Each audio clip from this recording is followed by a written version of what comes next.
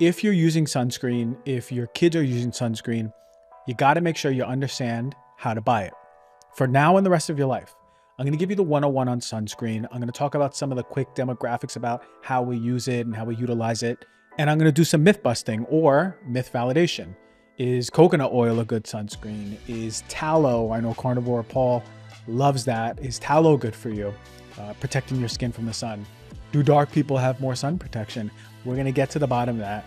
I'm going to give you my top natural recommendations for sun protection, and one of them that actually no one is really talking about it, but I know works like a charm. I'm going to share a secret one that I haven't let out in a long time. Spoke about it a long time ago, but I'm going to bring it back out from the caves, from the depths. We're bringing it back out. And lastly, how to choose a sunscreen, what to look for, what to avoid, what is my favorite resource for finding the best brands, so you always have the best sunscreens at the forefront. You can just grab it. You can have one or two in your home. You can have one for travel, whatever it is. We're going to put it all out there on this episode.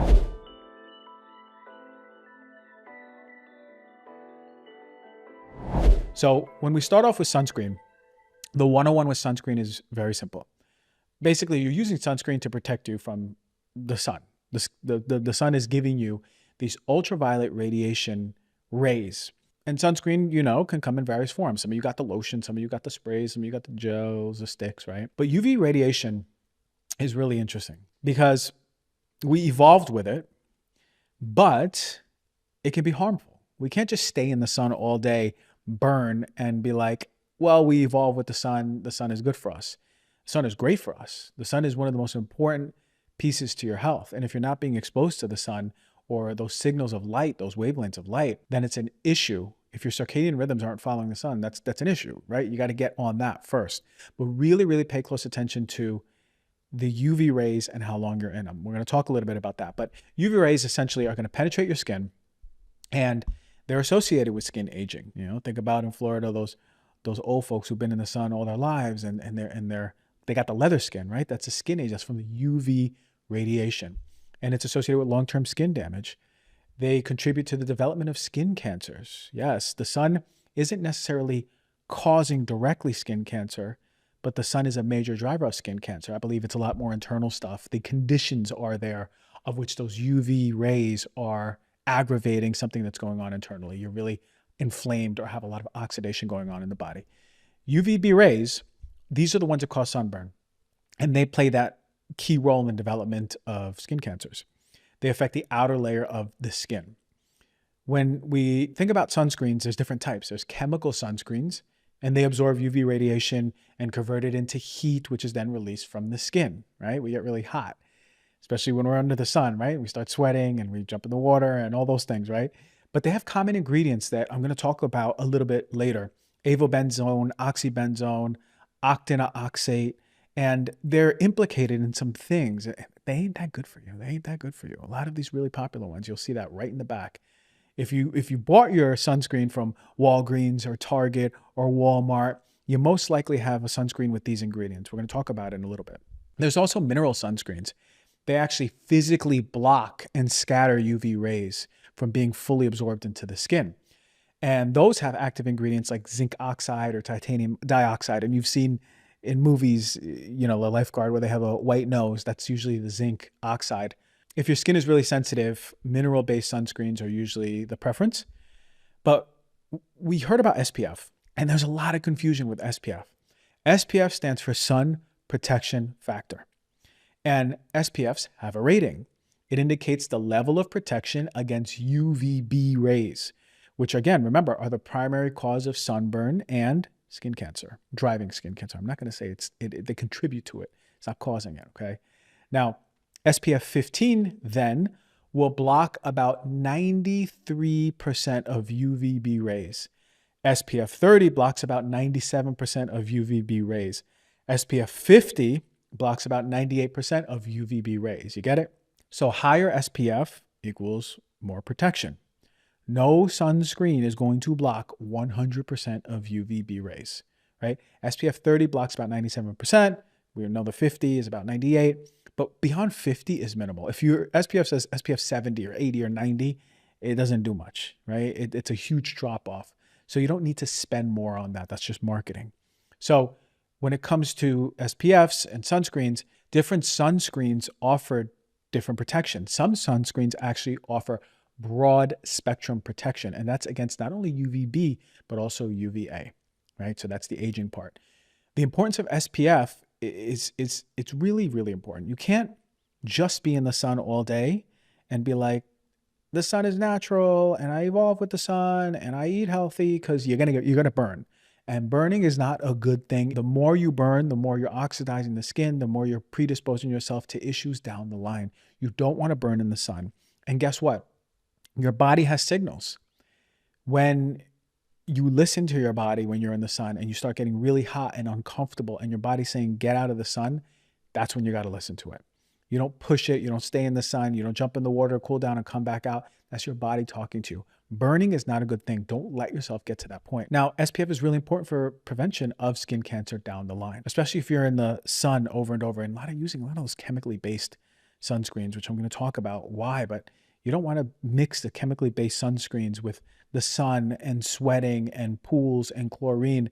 It's a problem. So when you're regularly using sunscreen to protect yourself from burning, now you're protecting yourself from the development of skin cancers like melanoma, which is the deadliest form of skin cancer. But you're also protecting yourself against premature aging. A lot of you want to look beautiful and glowy and anti-aging, and you want your skin to be supple. Yeah, you got to protect your face. You got to protect your body. And that's against the UV exposure. Now, today I want to talk about something that's crucial with your well-being, that is proper hydration, but not just any hydration. We're talking about dialing in your electrolyte intake with LMNT. You see, getting your electrolytes right isn't just for athletes, it's for anyone looking to restore their health through optimal hydration. And the benefits, they're pretty impressive. We're talking about better sleep, sharper focus, improved energy levels, and a lot more. This is where LMNT comes in. They've always been great with their zero sugar electrolyte drink mix, and now they launched something I'm really excited about, LMNT Sparkling. This is my go-to in the summer. I mean, every time I open up the door after being out in the sun, this was just the other day, I reached for the watermelon, cracked it open. Yeah, I don't drink alcohol, I don't drink beer, so this made me really happy. And it was just so cooling and refreshing and hydrating. It has the same science-backed electrolyte formula, but now it's in a convenient, refreshing 16-ounce can of sparkling water. And what sets LMNT apart is their commitment to science. They got a whole library of research backing up their products. And if you're a science nerd like me, you can check it out. Go to science.drinklmnt.com. You'll see it all there. Now, LMNT Sparkling gives you everything you need in proper hydration. It's got 1,000 milligrams of sodium, 200 milligrams of potassium, 60 milligrams of magnesium per can, no sugar, no caffeine, just pure hydrating goodness. Now, if you're ready to take your hydration to the next level, really hydrate yourselves, get yourself some LMNT. Now, they're running a special offer. Get your free sample pack with any LMNT purchase at drinklmnt.com/DRG. And be sure to try the new LMNT Sparkling. This is a bold 16-ounce can of sparkling electrolyte. Visit drinklmnt.com/DRG to claim your free sample pack with any purchase of LMNT. Did you know that most cookware and appliances are made with forever chemicals, and these are the nasty ones? A scary thought. Yeah, I know, but I'm going to tell you about OurPlace. This is a mission-driven, female-founded brand that is changing the game in kitchen products. Now, for me, I'm most and particularly impressed about their cast iron line. I have them. I cook with them. They work. They're beautiful. OurPlace has reinvented the classic cookware. Their cast iron pans are covered with an enamel coating that's not only beautiful, but it's safe. I've read over the reports. There's no heavy metals that are being leached into these pans, which makes me really happy because I use them myself. This coating meets all the safety standards set by the FDA and even European standards. And the best part, unlike raw cast iron, I don't have to worry about it rusting.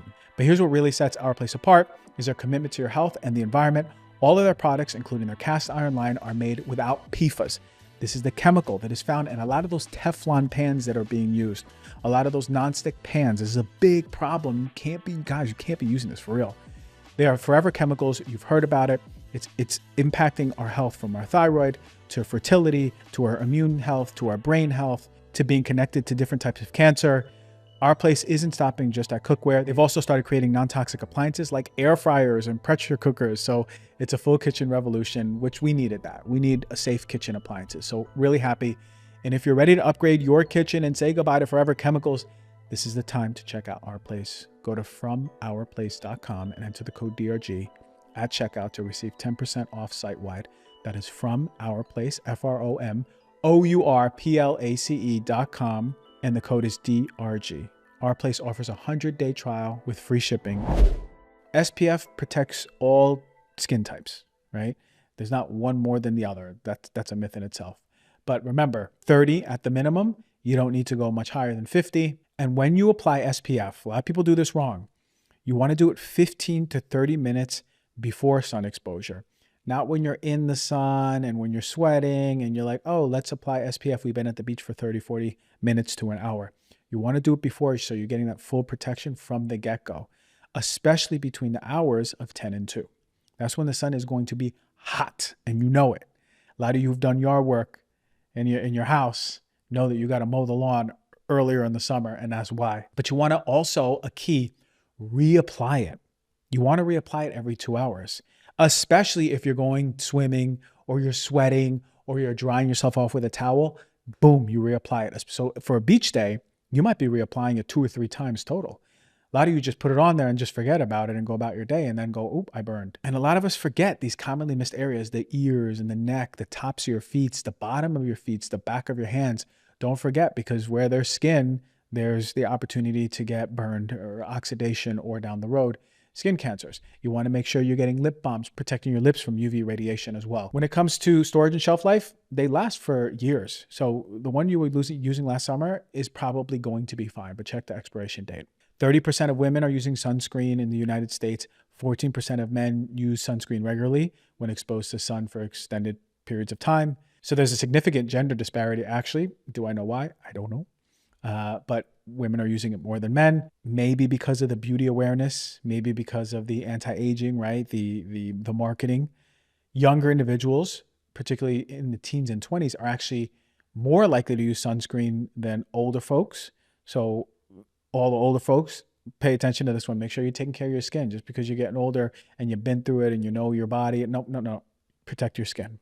And actually, higher socioeconomic and educational status people use more sunscreen, and it's most likely their access to healthcare information and just products as a whole. So when it comes to sunscreen, there's a lot of misconceptions out there. This is my little fun part right now.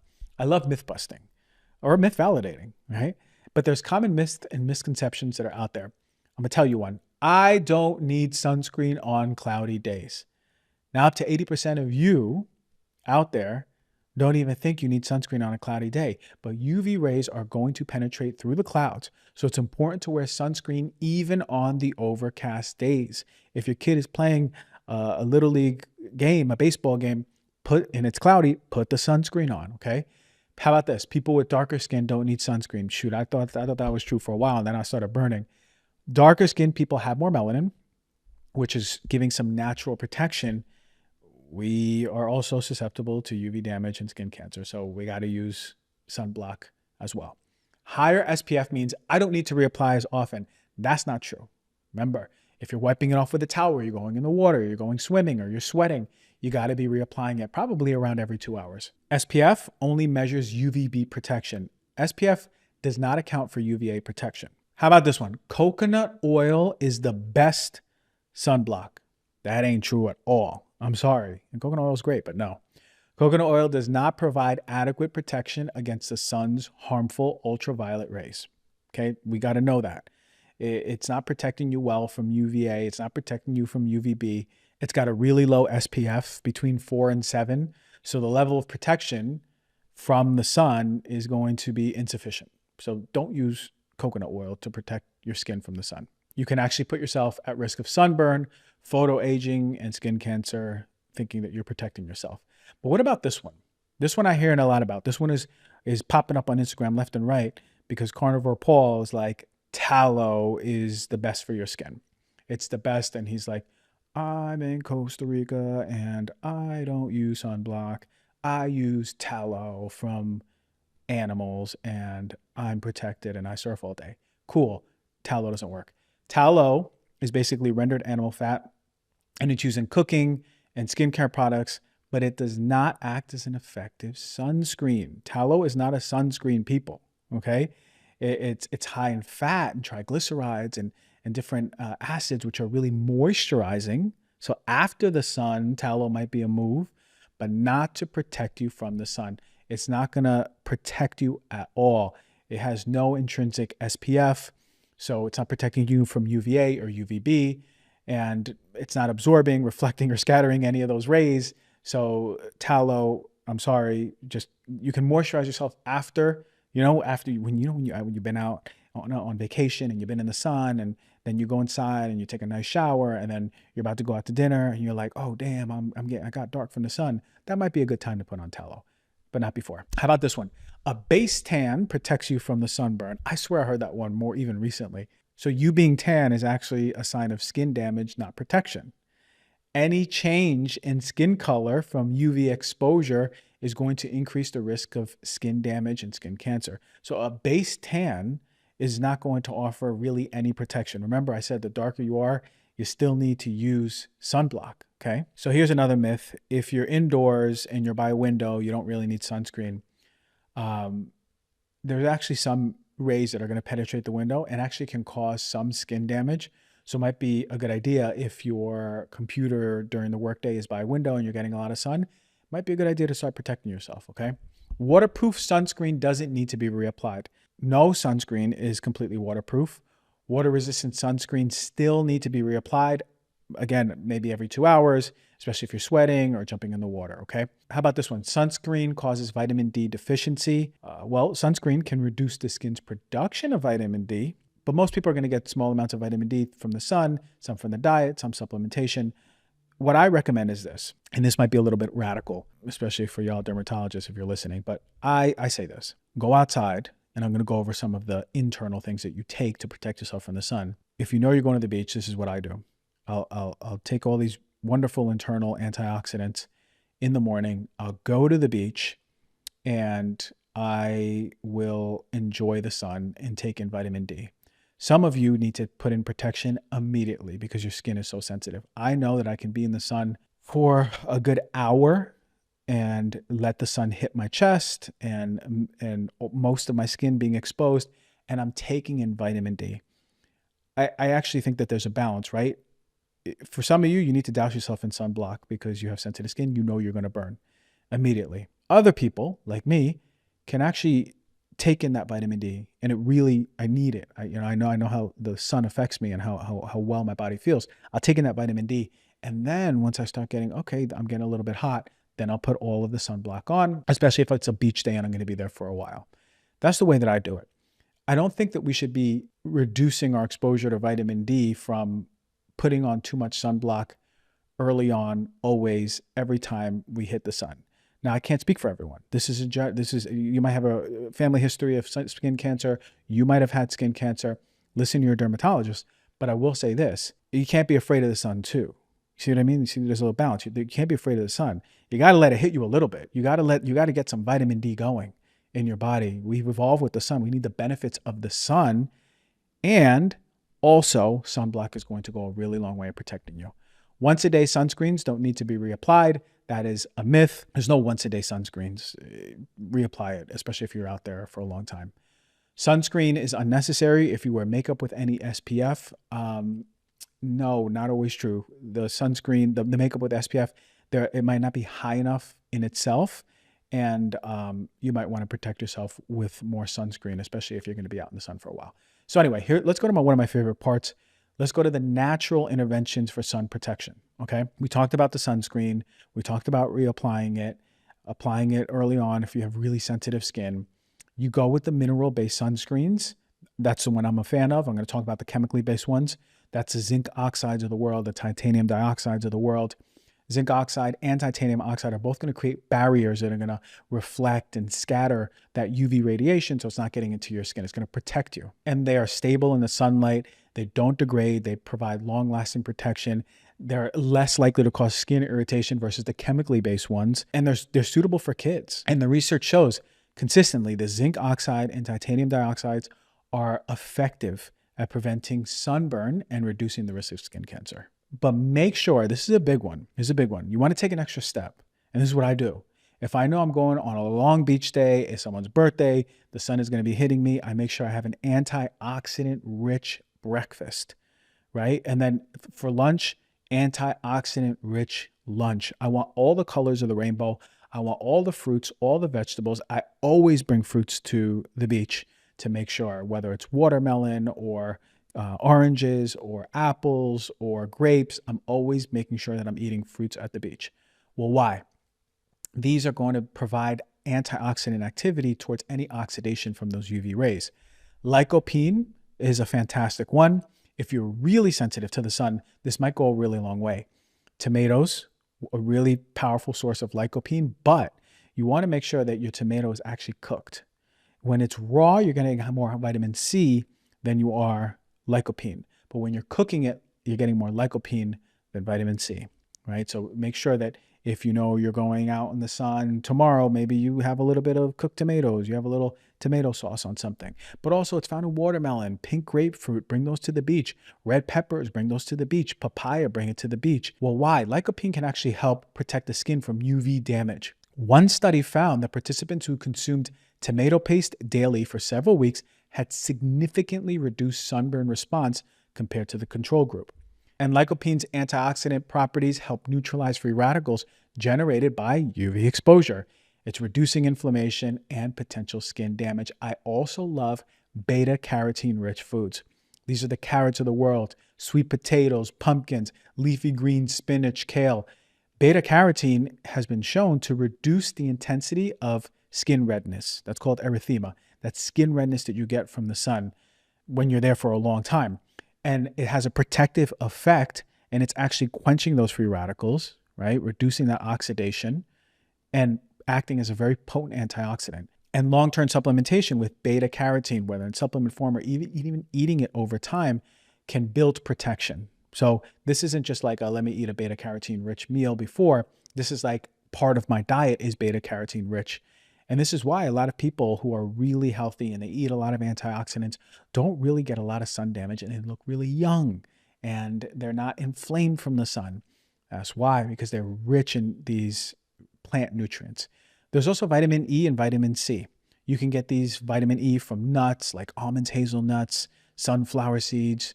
Vitamin C you're getting from citrus foods. These are ones that I always bring to the beach, like oranges, not the lemons and limes, but you can put that in your drink in the morning, or you could put it in your water and you can mix it up with some salt. Strawberries, definitely, that's a beach one. Bell peppers, definitely. Broccoli, not so much, maybe the night of.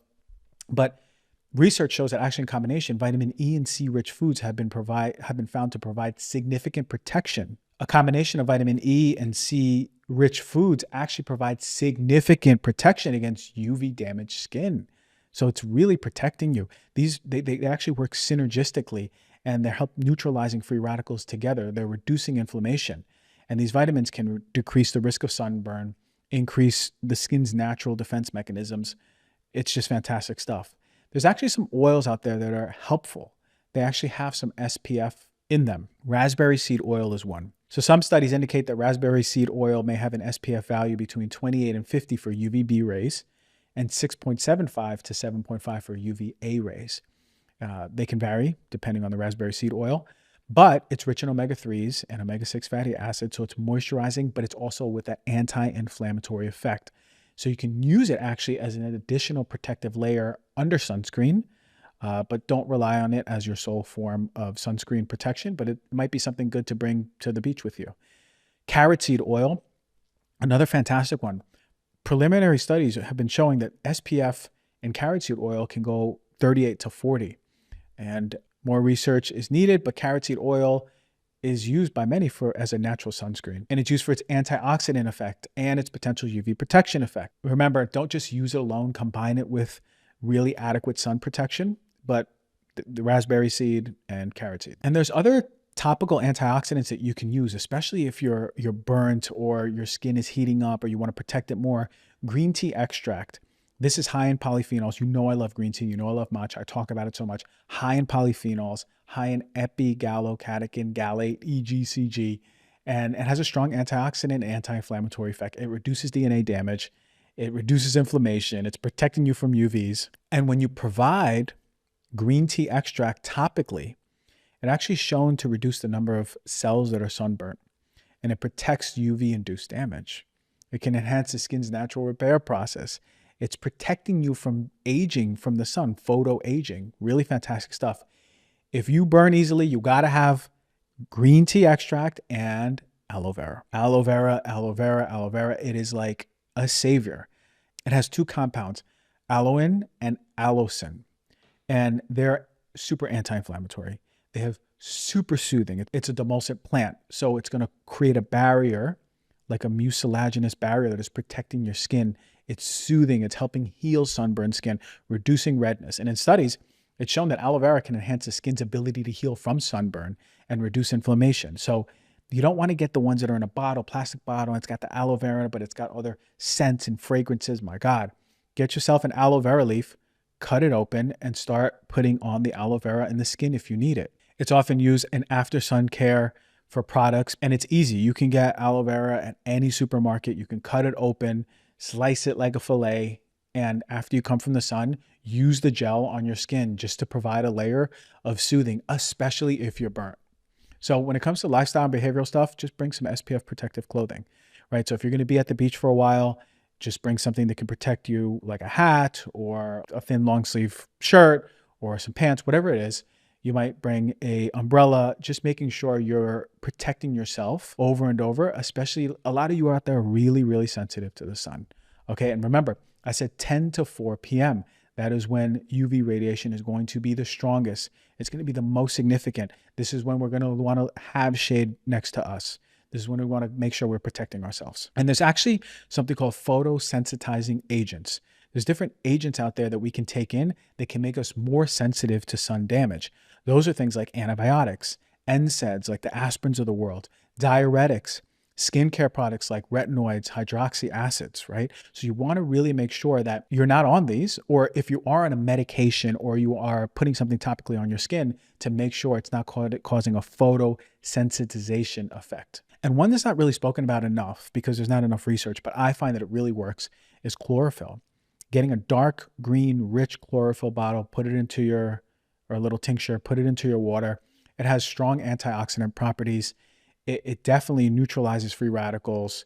It reduces oxidative stress on the body, skin damage, aging, risk of skin cancer. It's anti-inflammatory, and it's just wonderful. This is what I'll do. I'll get some water. I'll put some ice. I'll put it in a jug, stainless steel jug, and I'll put some chlorophyll in it. So I make my water green. There's green water, but it's going to be hydrating. And if we bring a cooler to the beach, it's going to be cool. It's going to be cold, but I know I'm getting this hydrating, skin protecting, cell protecting agent in my water that is protecting me from this UV damage, right? So we just, like a lot of you just go out in the sun and don't even think about this, right? We want to be more intentional to make sure that we're protecting ourselves long-term, right? This compounds over time. How you treat your skin now shows as you get older, I promise you. So make sure you're looking for broad spectrum sunscreens, ones that protect from UVA and UVB. You want to make sure that you're looking for SPF 30 to 50, 30 at the minimum. You don't need to go higher than 50. And you really want to avoid these harmful ingredients. Stay away from things that say Oxybenzone. This is a chemical that disrupts hormones, can cause allergic reactions. It's just a nasty chemical that is found in the chemically based sunscreens. There's also another ingredient called retinol palmitate, and it's a form of vitamin A that may speed up actually the development of skin tumors and lesions when applied to the skin, and that skin is then exposed to the sunlight. So you want to make sure you stay away from that ingredient too. You want to stay away from fragrances and parabens. It'll say it right in the back. These sprays, these sunscreens should not have a smell to it. They can cause skin irritations and other health risks, not to mention the chemicals that are just found in fragrance in itself. But I want to go back to oxybenzone. Oxybenzone is a chemical that has many health concerns, right? Because we know it is a hormone disruptor. We know that it is linked to reduced sperm count. We know that it can cause endometriosis in women. We know that there's developmental toxicity in fetuses. Oxybenzone is a nasty one, and it can affect the environment. It's shown to cause coral bleaching. It can disrupt marine ecosystems, which you're not disconnected to at all. Remember, the environment is a reflection of you. You are a reflection of the environment. You are one. The state of the environment is a state of your health. Don't just extinguish your responsibility to take care of the environment too. There's another chemical called Otinooxy. Now, this is another nasty one. It's another hormone disruptor. And actually, Studies have found it in urine and breast milk and blood, and it's absorbed and metabolized in the body. We suck it up. It's not a good thing. But Otinooxy also contributes to that coral bleaching, also is toxic to marine life. Homosalate, another chemical that is found in chemically based sunscreens, accumulates in the body faster than it can be excreted, basically. So you're peeing it out and it's still building up in the body, and it's disrupting your hormones, especially estrogen. So if you're out there suffering with estrogen disruption, whether it's cysts on the body, acne, tender breast, period issues, and it can disrupt androgens like testosterone. So if you have things like PCOS, it can disrupt your progesterone levels, right? If you have impacted periods, these are all things to think about. All this come on because you're using so much sunscreen and you've been protecting yourself because someone says you need to apply sunscreen every day. Guess what? Your skin sucks that up. So make sure you know what you're putting on your skin. Your skin is so important. Make sure. Now, environmental impact, we know that all these are affecting the environment. They bioaccumulate in the environment. Another nasty one is called octocrylene. Look in the back of your sunscreen to see if that is there. It can degrade into a nasty chemical called benzophenone. This is a potential carcinogen. That means it's potentially causing cancer. And it can also act as an endocrine disruptor. It can affect your hormones, just like all of the other ones out there. So keep your kids away from chemically based sunscreen, please. We know these chemicals are high in chemically based sunscreens. That's what they're chemically based on. And they're going to affect the health of you and your child. And Avobenzone, one of the last ones, is effective at absorbing UVA rays. Yes, but can cause skin irritation, allergies, can cause dysfunction in your hormones, reproductive issues. What else is there? Increase in cancers. Like it's all the same, right? These chemically based sunscreens work with a price. And a few years ago, there was an independent test done by a laboratory called Valishore, and they conducted multiple tests on a series of sunscreens and their aftercare products, and they revealed the presence of a chemical called benzene, which I'm familiar with. Benzene was found in hand sanitizer. That was a big one that came out recently, but it's also found in home products. You can breathe it in. It can get into the skin. It's a nasty one. It was also found in acne products, and I did a show on that. But benzene is a known carcinogen. It causes cancer, period, right? Benzene. And they found it in multiple sunscreens. They found it in their test. They tested for 294 unique batches in 69 different sunscreens, and they found that benzene was in 78 of these batches, 27% of the samples.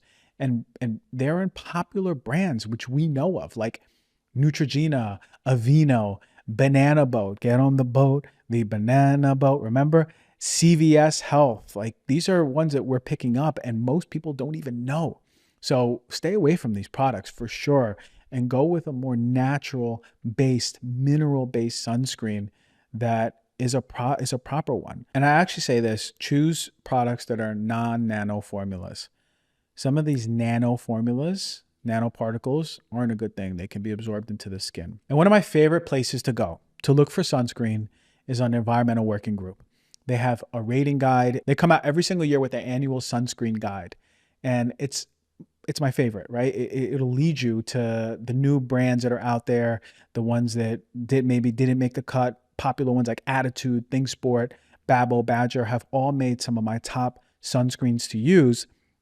But if you have a sunscreen right now in your hand and you want to check that it surpasses really strict standards, clean ones, even Dr. G verified standards, go to the Environmental Working Group, type it in. You can even go EWG Sunscreen Guide PDF, boom, open it up, and there you go. And if none of your sunscreens are on there, think about transitioning and getting a better one for you and your family. Put that investment in, get a quality sunblock. All right, there you go. How to get the proper sunscreen and why it's very important, and how to get the natural internal protective mechanisms from food, from God's gifts.